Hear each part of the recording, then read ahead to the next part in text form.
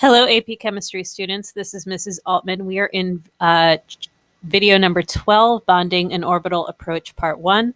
This is one of two videos on Chapter 9. You'll notice if you flip through the textbook that there's a whole lot of information on Chapter 9 that we're just not covering because it's just not a part of the AP Chem curriculum. And the book goes into a tremendous amount of detail about it, all of which is really wonderful, but not really necessary. So we're going to stick to more surface level things, and we'll talk more in class about how these get applied to actual problems. Here are our objectives for today's video. Pause here. All right, so we have talked about atomic orbitals. So those are our s, p, d, f orbitals. And that is when something is not bonding. But when atomic orbitals combine with one another, they're going to form molecular orbitals. So those are a little bit different than our SPDF. And the orbitals are going to hybridize, meaning they're going to, let's just say if we have an S and a P, we put it together, it will have characteristics of both.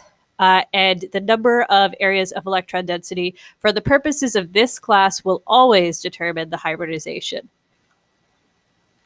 Pause here, you don't need to draw the picture.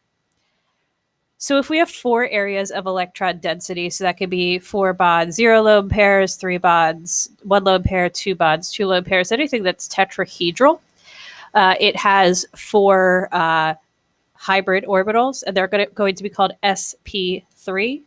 So notice that the S1, P3, the 1 and the 3 add up to 4. There's 4 areas of density. That's how I like to remember it.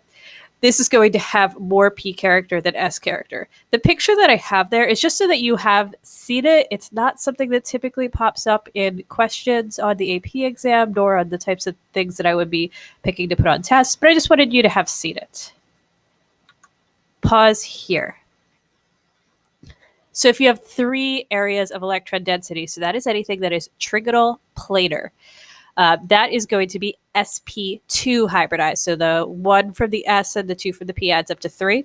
And then you're going to have 1 unhybridized orbital. So you're just going to have a leftover p orbital that is empty.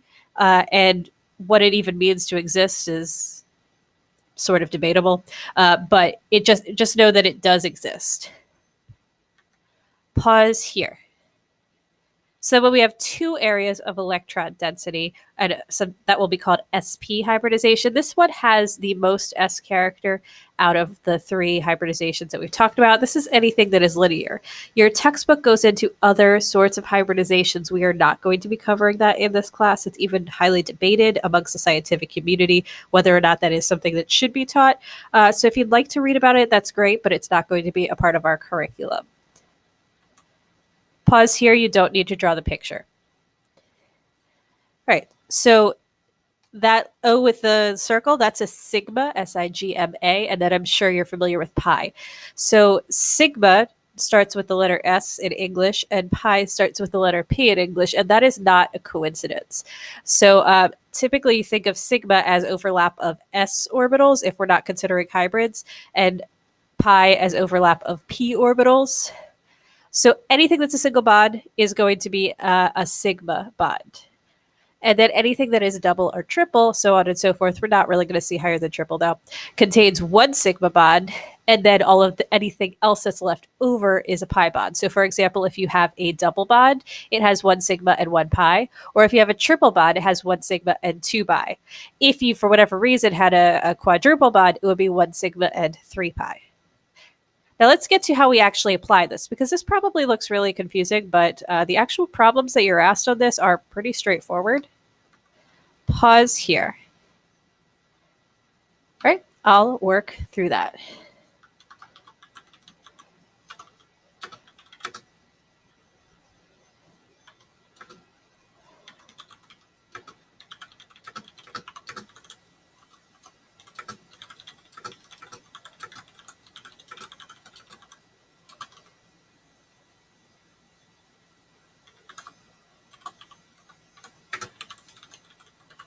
All right, so there are 7 total bonds. All of them are sigma bonds. There's no double bonds, so that is going to have 0 pi bonds.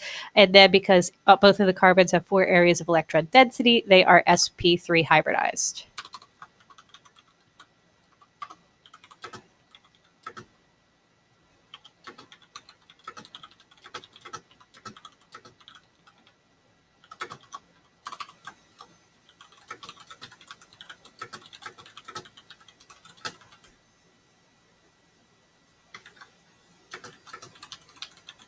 Right, so both the carbon and the oxygen have 4 areas of density.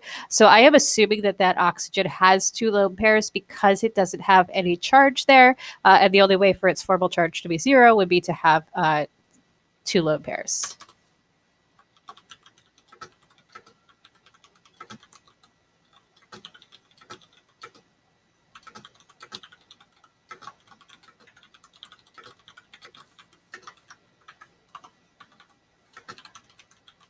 Right, so then moving on to ethyne, there's 3 single bonds, and then there are 2 additional bonds. So those are pi bonds, and then both of the carbons have 2 areas of density. So that would be sp hybridization.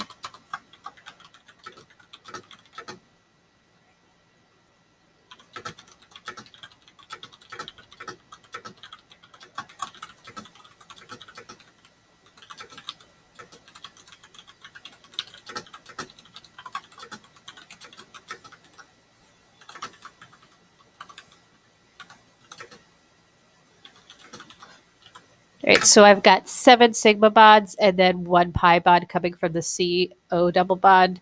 And then on the left, that carbon has 4 areas of density, so that's sp3. The carbon with the double bond to oxygen has 3 areas, so that's sp2. And then the oxygen is sp3. Again, I'm assuming that there are 2 lone pairs that are not pictured.